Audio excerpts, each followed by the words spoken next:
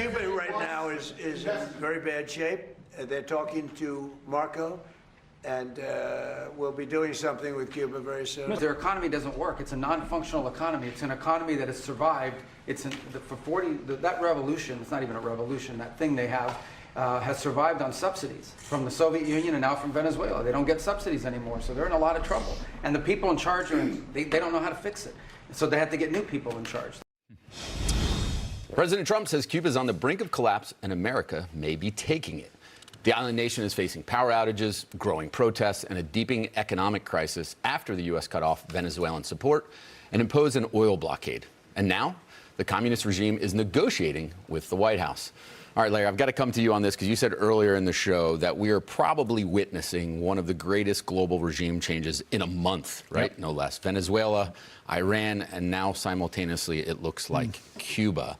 How does that fit into the puzzle? How do you make sense of this? With Greenland on the way. Yeah, Greenland is next, right? Brian put that in. It makes sense, that whole. I planted that one right in Larry's brain again. Just put it right in there. Of all people, the anti-interventionist on the panel, he's pushing Greenland. I'll surprise you, Larry. Watch I'm with you, 100%. So you just love Marco Rubio. I mean, because he's where he is and doing such a fine job as Secretary of State, he has been on Cuba's case. He's Cuban heritage. And I have great confidence. And look, the lights are out. They're in a heap of trouble. Yeah. My impression is the money's basically been cut off. The oil's basically been cut off. I don't know the details, but there's going to be some kind of regime change that's coming. And let's say it could be peaceful. I mean, that would be fine. Not Venezuela, maybe even better. No, they have no Soviet. Question. Was Cuba, was Cuba the puzzle? How much of that was in the puzzle when we were looking at Venezuela, when we were looking at Iran?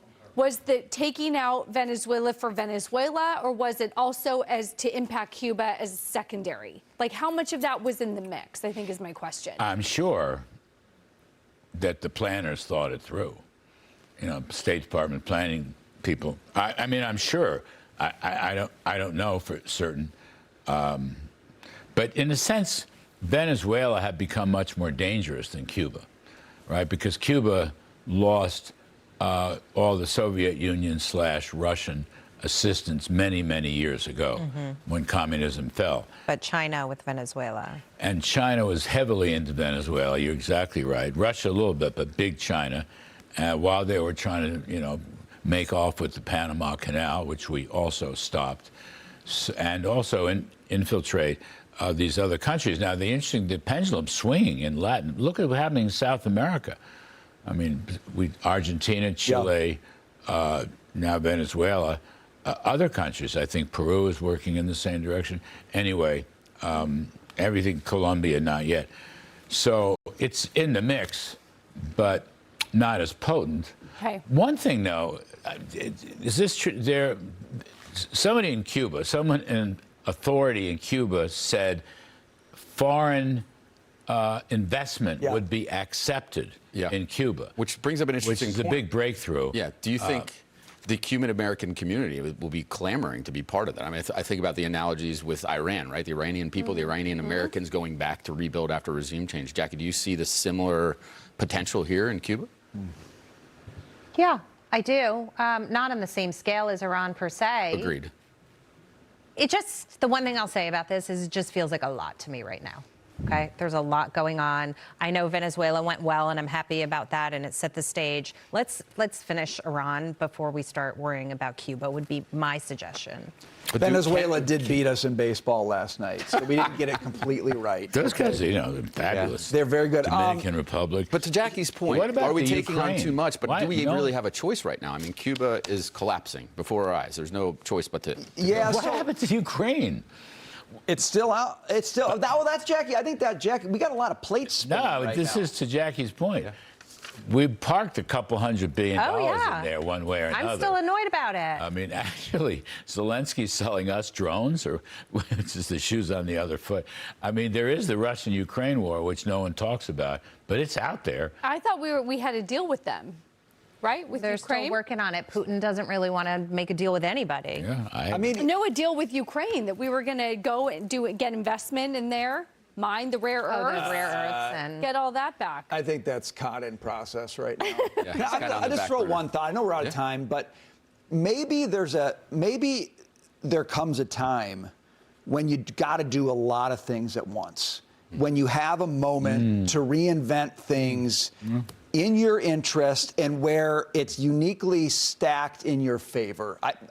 Do you do it piecemeal or do you do it all at once? Because here's the question. When Trump is gone, who would have done any of this? no one. Who would have done any of this? But there's a corollary to that, and I'll end on this. When he's gone, who's going to keep all this going? That's maybe a bigger question.